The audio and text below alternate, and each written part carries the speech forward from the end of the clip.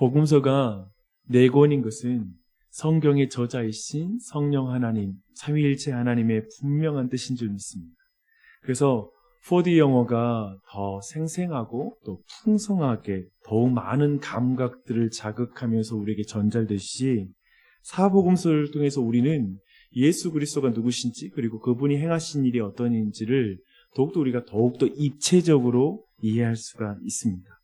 그런데 우리는 각 복음서를 읽을 때에는 그 복음서만의 특징들을 정확하게 잡아서 읽을 필요가 있습니다. 너무 뭉뚱거려서 읽으면은 모든 복음서가 거기서 거기처럼 느껴지기 때문에 더욱더 이 4D라고 말씀드렸는데요. 사복음서의 풍성함을 도리어서 해치게 됩니다. 그래서 각 복음서의 특징을 통해서 보는데 특별히 복음서마다 순서나 묘사에 있어서 사건들이 동일한 사건에서도 조금씩 차이를 보여주고 있습니다. 특히 구성을, 이 순서와 그 복음서의 구성을 주목해 볼 때 오늘 본문의 메시지, 오늘 우리가 살피는 메시지도 더욱더 분명하게 이해할 수가 있습니다. 우리는 마태복음 5장부터 7장까지 그 유명한 산상수훈을 예수님께서 전하시는 것을 보게 되죠. 그런데 그 말씀 직전 4장 23절에 예수님이 하시는 모든 사역을 3가지로 요약해주고 있습니다. 말씀 제가 읽어드릴게요. 예수께서 온 갈릴리에 두루 다니사 그들의 회당에서 가르치시며 천국 복음을 전파하시며 백성 중에 모든 병과 모든 약한 것을 고치시니. 예수님이 하시는 사역을 3가지로 요약했죠. 뭐라고 말하죠? 가르치시는 사역, 그리고 천국 복음을 전파하시는 사역, 그리고 마지막으로 모든 질병을 고치시는 치유 사역. 이 3가지를 말하고 있습니다. 이 말씀대로 예수님은 이제 마태복음 5장부터 7장까지 주시는 이 산상수는 무슨 사역인가요? 그것은 바로 가르치시는 사역이죠. 그 사역을 하십니다. 그리고 나서 8장부터 9장에는 3가지 이적을 3세트로 3번에 거쳐서 보여주시는 사역이 이어지고 있습니다.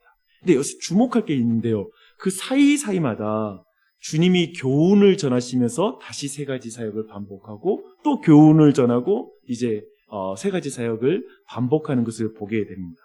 근데 오늘 제가 주목하고 싶은 것은 그 사이에 있는 가르침, 그 교훈을 주목해서 보고 싶어요. 먼저 8장에서 3가지 이적 우리가 보았죠. 문둥병자의 치유, 백부장 하인의 중풍병을 치유하는 것, 그리고 베드로의 장모를 치유하는 것입니다. 여기에서 치유의 대상들의 특징인 여자, 문둥병자, 그리고 중풍병에 걸린 노예, 이 모든 것의 중요한 특징은 사회적인 신분이 돋보이죠. 그들의 사회적인 신분은 비참한 형편이었습니다. 예수님은 치유 사역을 통해 그 약자들과 그리고 주류가 아닌 비주류를 향한 예수님의 그 치유 사역, 아무도 어쩌면 돌보지 않는 그들을 향한 예수님의 돌보시는 사역을 잘 드러냄으로써 예수님의 신분을 드러내고 있습니다. 그런데 오늘 우리가 주목하고 싶은 이 이적 사이, 이어지는 그 사이에 있는 교훈을 주목하는 것이죠. 8장 18절로 22절은 치유 사역으로 이제 예수님에게 몰려드는 사람들이 있었다는 걸 말해주고 있어요. 그 중에는 치유 사역이라는 게 권능과 어떤 능력, 그리고 문제를 해결하는 어떠한 실력을 보여주는 것이잖아요. 그렇기 때문에 이 일 가운데 제자가 되겠다고 생각하는 한 사람이 나옵니다. 그 사람의 신분이 뭐냐면 사회적으로 인정받는 신분이에요. 서기관이에요. 그렇죠? 근데 그 서기관이 자신도 예수님의 제자가 되고 싶다고 말을 해요. 그에게 예수님 뭐라고 말씀하시죠? 여우도 굴이 있고 공중의 새도 거처가 있으되 인자는 머리 둘 곳이 없다라고 말씀하시므로 그 서기관 안에 있는 그 내면 안에 제자가 되고 싶어하는 그 사람의 내면에 그 깊은 동기를 예수님께서 읽으신 것 같습니다. 그래서 그걸 지적한 것 같아요. 아마도 그 서기관은 찬찬히 보니 예수님의 제자가 되는 게 자신이 지금 서기관이라는 그 직분도 매우 사회에서 인정받는 것이지만 예수님의 제자가 되면 그 신분의 상승을 더욱더 꾀할 수 있을 것이다 라는 그런 생각을 했던 것으로 보입니다. 더 안락하고 더 나은 미래를 가질 수 있을 것이라는 그런 기대를 가졌던 것이죠. 그래서 예수님은 그에게 그 모든 걸 바로잡아 줍니다. 그리고 제자는 아버지와의 장래, 어쩌면 이 세상에서 인간이 지켜야 될 가장 가까운 친밀한 관계, 그리고 가장 지켜야 될 애절의 관계보다 예수님과의 관계가 가장 우선인 관계를 가진 자가 제자이다 라는 것을 언급함으로 그 서기관이 잘못된 예수님보다 다른 것과의 관계에 더 민감한 사람이라는 걸 드러내므로 제자에 대한 바른 방향을 제시합니다. 이런 모든 걸 바로잡아주고 나서 다시 세 가지 초자연적인 기적이 이제 이어져요. 8장에는 셋 중에 2개의 이적이 나오고요. 9장에 한 이적이 나옵니다. 풍랑을 잔잔하게 하는 이적, 그리고 이어서 2 귀신 들린 자들로부터 귀신을 쫓아내는 이적, 그리고 9장에서는 침상에 누운 중풍병자를 일으키는 이적을 말씀해주고 있죠. 앞에서 3가지는 특별히 치료 사역에 집중되어 있는 그런 기적이었죠. 그렇죠? 근데 이제 2번째 3가지 이적은 예수님이 슈퍼 의사를 넘어선다. 그냥 의사 수준을 넘어서서 예수님은 신적인 권능을 가진 그러한 분이시다는 걸 드러내는 이적이 2번째 이적의 그룹의 특징입니다. 바람을 다스리시고 영적인 세력을 명령하셔서 떠나게 만드시는 그 권능의 주님. 그리고 중풍병자에게는 이렇게 말씀하세요. 내 죄사함을 받았느니라. 유대인들에게 있어서 이 모든 이적들은, 그리고 죄사함을 받는 이 권능은 신에게만 있는 권능이라고 여겨졌기 때문에 특별히 중풍병자를 치유할 때 이 말을 들었을 때 이것이 신성모독이라고 여겨질 수 있는, 죄사하는 권능을 예수님이 가지신 것처럼 말씀하셨기 때문에 이건 신의 권능을 침범하는 이것이다 라고 오해받을 수 있는 그런 말이었죠. 이 안에도 나눌 수 있는 교훈이 참 많아요. 근데 오늘 우리가 주목하는 것은 뭐라고요? 3가지 이적 다음에 있는 교훈이라고 말했죠. 9장 9절을 보니 예수님은 앞에서 8장에서는 서기관이라는 사회적으로 인정받는 신분, 그 사람이 제자 되겠다고 할 때는 예수님이 거절했잖아요. 그렇죠? 근데 이번에 9장에서는 세관에 앉아있는 세리 마태를 제자로 부르십니다. 의외의 일이죠. 이렇게 제자 부르지 않죠, 누구도. 그렇죠? 주류 사회에서 보기에 이제 삐딱선을 타기 시작합니다. 예수님은 그리고 죄인들과 식사하고 어울리세요. 세리가 어울리는 사람들이 비슷비슷한 부류이니까요. 그들과 함께 식사를 하십니다.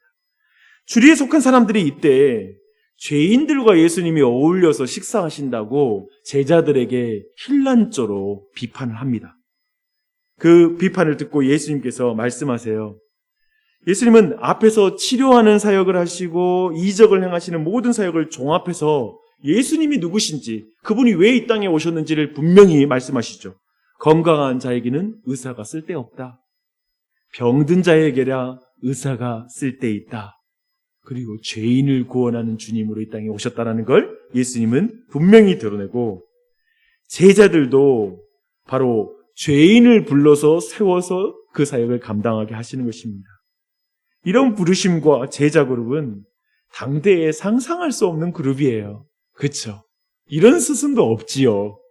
그래서 17절에서 예수님이 이렇게 말씀하세요. 새 포도주는 새 부대에 넣어야 둘이 다 보존되니라. 죄인을 구원하는 사역은 죄에서 구원받은 사람이 감당하는 거야. 이걸 말하는 것이죠. 그래서 계속 지금 중간에 있는 교훈이 어디에 초점을 맞추죠? 제자에게 초점을 맞추는 거예요. 그렇죠? 그리고 나서 다시 3가지 이적의 묶음 사역이 이제 이어져요. 회당장 야이로의 죽은 딸의 소생과 혈루증의 여인의 치유가 나오는 본문이 등장합니다. 마태는 이것을 한 가지 이적으로 묶어버립니다. 하나 나오고요. 그리고 나서 2 소경을 눈뜨게 하는 이적이 27절로 이어지고, 벙어리 귀신 들린 자의 입을 열어주신 이적이 32절로 이어지고 있습니다. 이 3가지 이적에 유독 눈에 띄는 것이 있더라고요. 그것이 뭐냐면 이 3가지 이적 이후에 이어진 반응이에요. 예수님에 대한 소문이 온 땅에 퍼졌다, 많은 사람에게 퍼졌다라는 것이 이어져서 기록되고 있습니다. 그런데 3번째, 벙어리 귀신 들린 자의 어떤 소문이 퍼지자 바리새인들의 반응을 이렇게 말하고 있습니다. 그가 귀신의 왕을 의지하여 귀신을 쫓아냈다 라고 이렇게 평가를 하고 있습니다.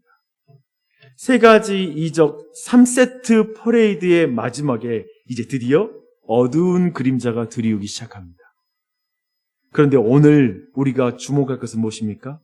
세 가지 이런 이적 이후의 교훈이라고 했죠. 예수님은 다시 제자에 대한 말씀을 또 해요.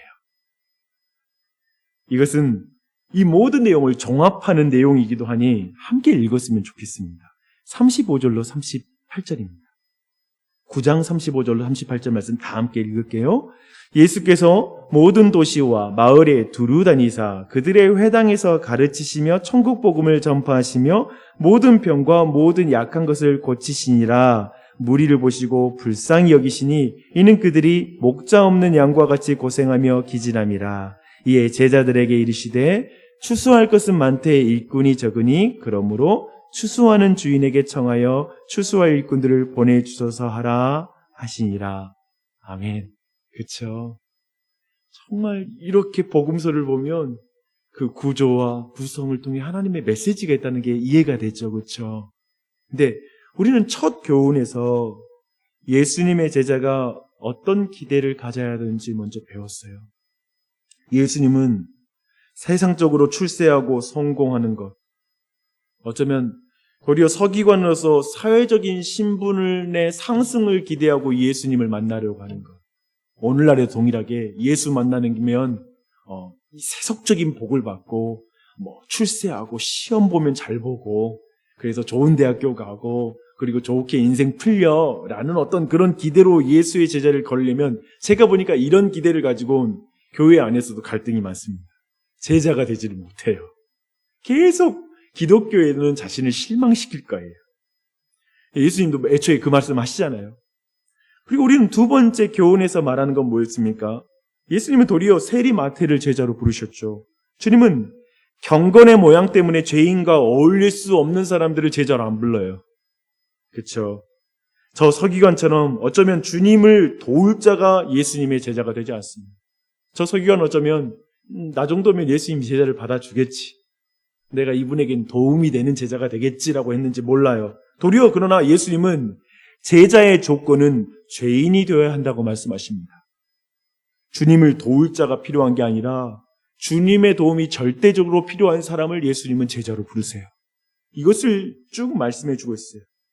그때나 지금이나 이 세상에 일꾼은 적습니다. 이 세상에 여전히 목자 없는 양과 같은 사람이 너무나 많아요. 그래서 주님은 지금 이 시대에 제자를 부르세요. 근데 그 부르시는데 그 제자는 예수님이 필요한 사람.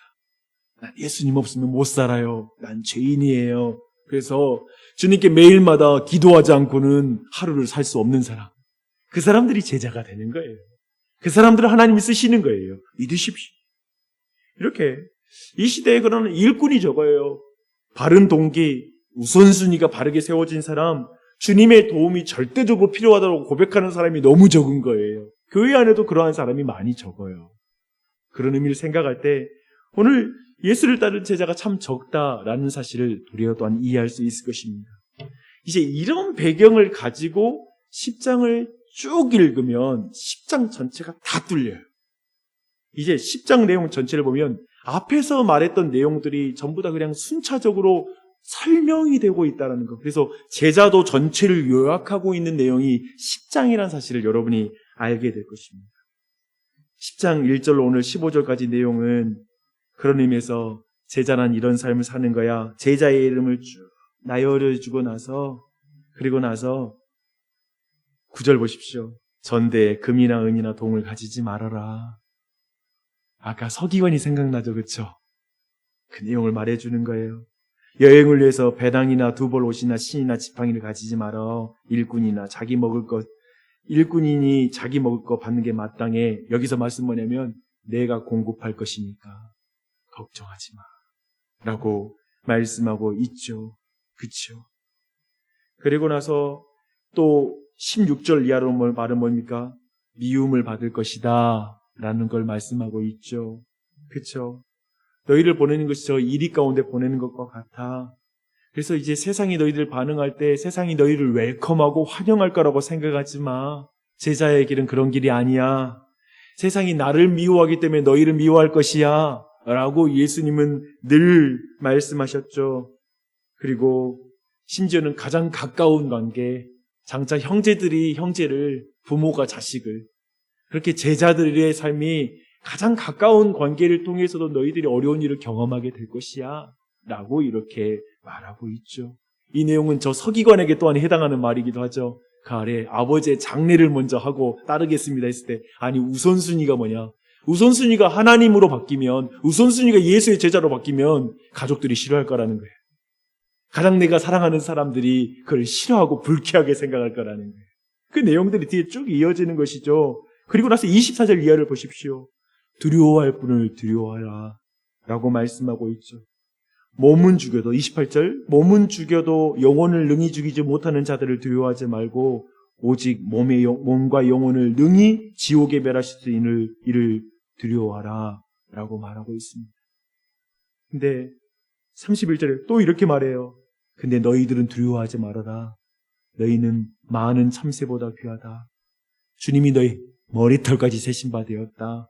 너희들은 들의 백합보다 귀하다 라고 이렇게 쭉 말씀하시면서 40절 이하는 놀라운 위로의 말씀이에요. 너희는 상을 받을 사람이란다. 마지막 날에 상을 받을 사람이란다 라고 제자들을 위로하십니다. 사랑하는 여러분,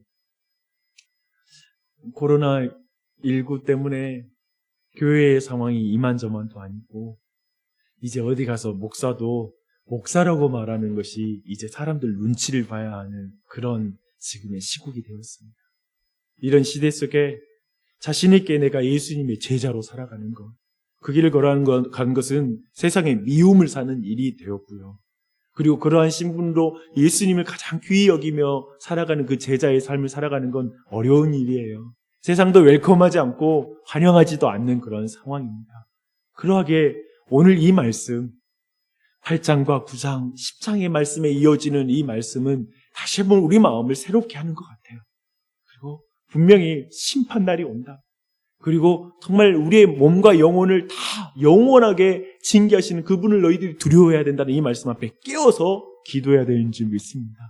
그 믿음 가운데 결국 우리가 예수님 제자 되는 그 길 내려놓지 말고 포기하지 말고 우리가 이 길을 굳건하게 걸어갈 수 있게 해달라는 기도를 드렸으면 좋겠어요. 나뿐만 아니라 우리 자녀들 그리고 배우자, 예수님 가장 필요한 사람 되게 해주세요.